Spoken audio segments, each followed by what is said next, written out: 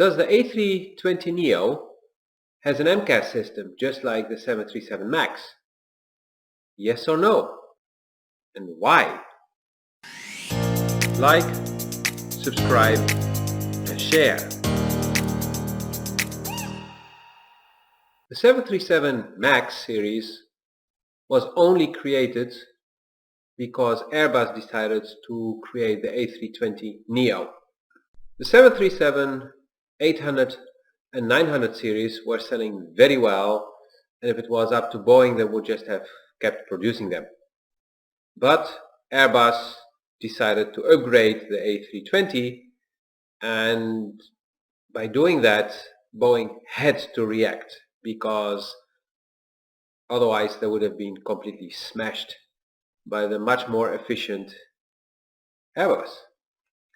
And what Airbus did was they installed new engines which had a much bigger diameter, resulting in a higher bypass ratio, which would make the engines more powerful but also more fuel efficient. And so Boeing had to react. Since Boeing decided to upgrade the 737 from the 200 series to the classic, the 3, 4 and 500 series, they had to adapt many things. So one of the most important things they had to change were the engines, which created these engines that we know now today as being these flat engines on the bottom, because they had to move all the components that were on the bottom to the sides to keep enough separation between the engine and the tarmac. Other modifications were also made, but these did not have such an impact that they are worth mentioning today. One thing that Boeing didn't adapt was the height of the aircraft. The aircraft kept the same landing gear height, or maybe there was a tiny change, but it was nothing compared to what modern aircraft have, which is a much bigger separation, which allows for bigger engines to be installed. And as we all know, size does matter when it comes to the bypass ratio. And that has been a problem for Boeing since the next generation 737, where they had to adapt the engines, they had to compromise, and they could never fully compete with Airbus.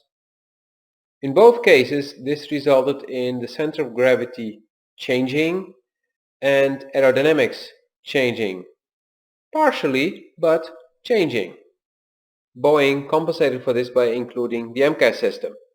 The role of the MCAS system was to make the plane feel the same way as the 737 next generation, so that the pilots wouldn't need training to be able to fly the new aircraft, which means not flying, so not generating money, but sitting in an expensive simulator, which means additional costs, which in total, if you add up, less income, more expenses, airlines say, not so profitable, Boeing. Maybe we should look at the Airbus. And this is the main reason Boeing did this, because they had to tell customers that, hey, taking the MAX doesn't cost you anything. Your pilots can just switch and no problem at all. We know all the problems that it led to. And now the question is, what did Airbus do? Well, Airbus didn't need MCAS, because Airbus has the fly-by-wire system since the beginning, which means the aircraft flies itself. The computer is flying it, and the pilot is just indicating what he wants. The flight computer is translating that into all the things the aircraft needs to do to get to where the pilot wants it to get. This also means that when the newer engines were installed, which are bigger, heavier, have more thrust, this would also lead to a slightly pitch-up response of the aircraft in certain conditions, just like on the 737 MAX, but as the fly-by-wire was already doing its work, it would simply correct that like it used to do for anything that would happen, like a crosswind or whatever it is. Fly-by-wire would do this by itself. So technically, nothing changed. And just for your information, when the 737 MAX was created and MCAS was installed, people made the joke that, oh, now finally Boeing built an Airbus. Because Airbus included, since the A320 in 1988, fly-by-wire system, which Boeing only included from the 777 on, and never included that in the 737, because this would mean that pilots would have to be retrained, because it would work completely differently. Even if it would be easier, in the end it was not something they wanted. They want simply airlines to be able to switch aircraft and just keep the pilots in the pilot seat. So the main reason Boeing has a big problem today, and already for 7 months or actually longer, is that they have been upgrading and upgrading and upgrading a 1950s design. Yes, 1950s, because the 737 is based on the 707.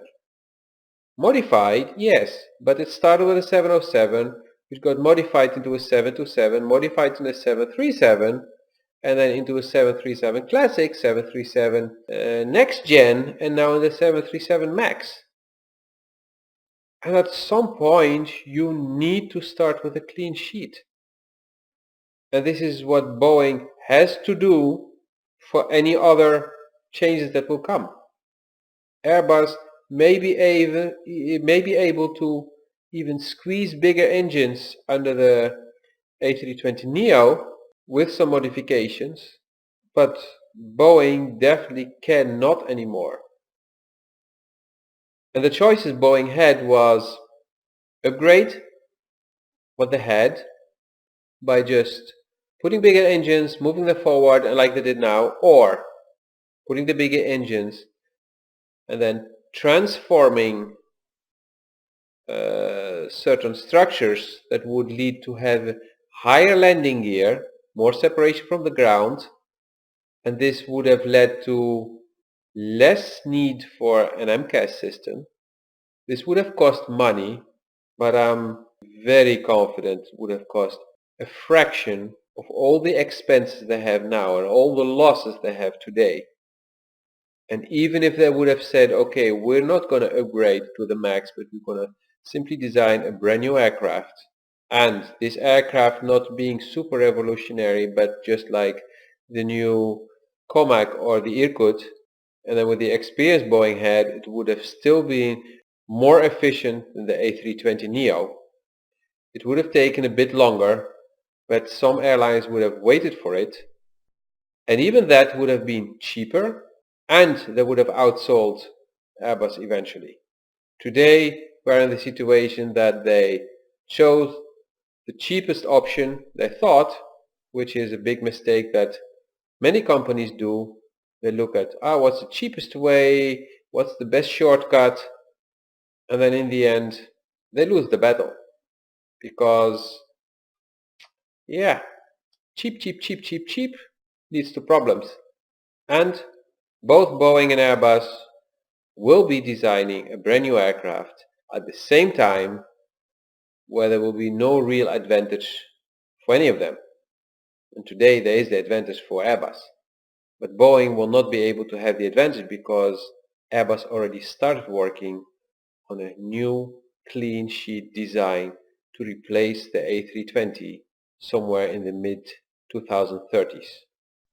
And of course the new Boeing will have fly-by-wire by then, but not today, and that's why we have MCAS, and that's why there have been problems where Airbus tackled these problems back in the 80s and has been benefiting from that decision back then, which was risky, and has been benefiting from that for already 30 years.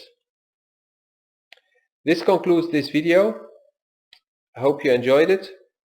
If you have any questions, please put them in the comments. If you have any suggestions for new videos, also put them in the comments. And see you in the next one. If you dislike the video, you do do this. If you liked it, thumbs up, share and subscribe. Also, check out my Patreon page. There you can support me and get access to exclusive content. Get more. Check it out in the link below.